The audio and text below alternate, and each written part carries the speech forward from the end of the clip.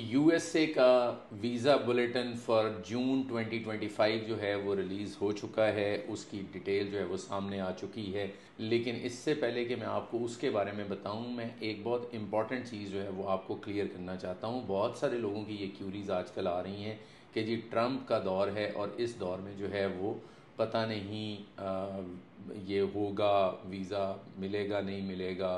कोई कहता है जी वो ग्रीन कार्ड कैंसिल हो रहा है, कोई कुछ कहता है। देखें, इन चीज़ों को ना पर्सपेक्टिव में समझने की ज़रूरत है। ट्रंप जो है वो इलीगल इमिग्रेंट्स के अगेंस्ट है, वो लीगल इमिग्रेंट्स की कोई बात नहीं कर रहा। ये उनके प्रोग्राम्स हैं जो चल रहे हैं, और ये आज से नहीं चल रहे, ये ट्रंप के पिछले दौर में भी चल रहे थे, ठीक है। बल्कि हम ये एक्सपेक्ट कर रहे हैं, देखें बहुत क्विकली जो है आने वाले दिनों में शायद ये वीज़ा जो हैं वो प्रोसेस होंगे।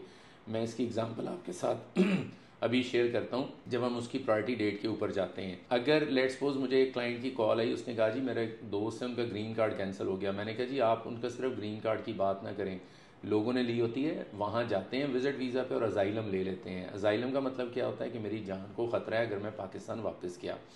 वो प्रोसेस चलता है, केस 7-8 साल चलता है। 7-8 साल के बाद केस जब विन हो जाता है, उनको ग्रीन कार्ड मिल जाता है। जैसे ही ग्रीन कार्ड मिलता है, पाकिस्तान लैंड कर जाते हैं। तो उनको नहीं पता लगता कि यार ये जो सारा केस इन्होंने बनाया था, इनकी तो जान को ख़तरा था। अब इनकी जैसे ही इनको ग्रीन कार्ड मिलता है, इनकी जान का ख़तरा ख़त्म हो जाता है। So you need to look at things in perspective. तो आपको ये समझने की ज़रूरत है कि जो बंदा आपको ये कह रहा है कि वो निकाल रहे हैं, वो दे नहीं रहे, भाई वो अपनी बात कर रहा होगा, उसका जो वीज़ा टाइप है वो उसके ऊपर बात कर रहा होगा। So coming back to the topic कि जो वीज़ा बुलेटिन है इसके बारे में बात करते हैं। मैं थोड़ा सा कंपैरिजन करना चाहता हूँ चाइना और इंडिया के साथ भी। तो जो फर्स्ट प्रेफरेंस है, जिसको हम EB2 की बात कर रहे हैं, EB3 की बात करेंगे, लेकिन EB1 भी होता है। EB1 में पाकिस्तान में जो प्रायोरिटी डेट चल रही है वो करंट चल रही है, ठीक है।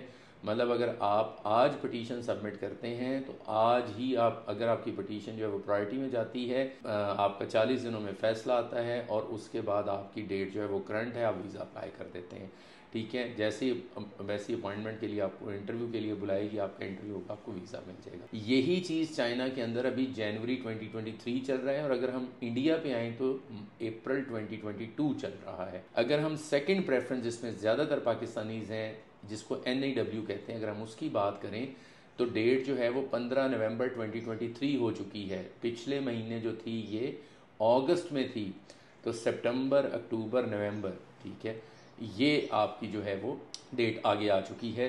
इकट्ठे 3 महीने आ गई है। ये मुझे लगता है ट्रम्प की वजह से है। तो ये मैं ये भी कहता हूँ कि ये वीज़ा प्रोसेसिंग शायद आने वाले दिनों में और फास्ट हो जाएगी, ये एप्लीकेशन प्रोसेसिंग जो है। इसका जो चाइना है उसमें जनवरी 2021 चल रहा है, और इंडिया में फरवरी 2013 की प्रायोरिटी डेट चल रही है।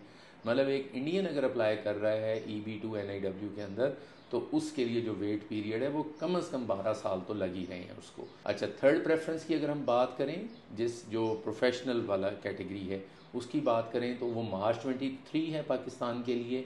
और अगर हम थर्ड प्रेफरेंस जो है EB3 जिसको कहते हैं, ये मैं डायरेक्ट ग्रीन कार्ड स्कीम होती है, ये EB1 हो, EB2 हो या EB3 हो, इसमें जो अदर वर्कर्स के लिए जो लेबर जॉब्स हैं जिसमें पाकिस्तानी जा रहे हैं, उसकी जो प्रायोरिटी डेट है वो जुलाई 2021 चल रही है, ठीक है। तो अगर आप पढ़े लिखे हैं, आपके पास बैचलर डिग्री है with 5 years experience, masters degree है विदाउट एक्सपीरियंस, PhD है विदाउट एक्सपीरियंस, तो आप EB2 NIW के एप्लीकेंट हैं। इंतहाई इकोनॉमिकल वे है EB2 NIW अमेरिका जाने का। डायरेक्ट ग्रीन कार्ड मिलता है आपको, और ऑलमोस्ट कोई 1.5 साल के अंदर आपका केस प्रोसेस हो जाता है, या 2.25 साल ले लेता है। EB3 जिसमें आपको जॉब ऑफ़र चाहिए होती है, EB2 NIW में जॉब ऑफ़र नहीं चाहिए होती। EB3 स्किल्ड लेबर जो जॉब्स हैं, इसमें आपको जॉब ऑफ़र चाहिए होती है। इसका जो प्रोसेसिंग टाइम है वो ऑलमोस्ट 4 इयर्स है, लेकिन ये भी डायरेक्ट ग्रीन कार्ड होता है। EB2 हो, EB1 हो या EB3 हो, इनमें आपको एक तो ये है कि जॉब ऑफ़र EB3 में चाहिए। दूसरा ये है कि EB1 हो या EB2 हो, इसके अंदर आपको, या EB3 हो, इसके अंदर आपको IELTS इंग्लिश लैंग्वेज का टेस्ट देने की ज़रूरत नहीं होती है।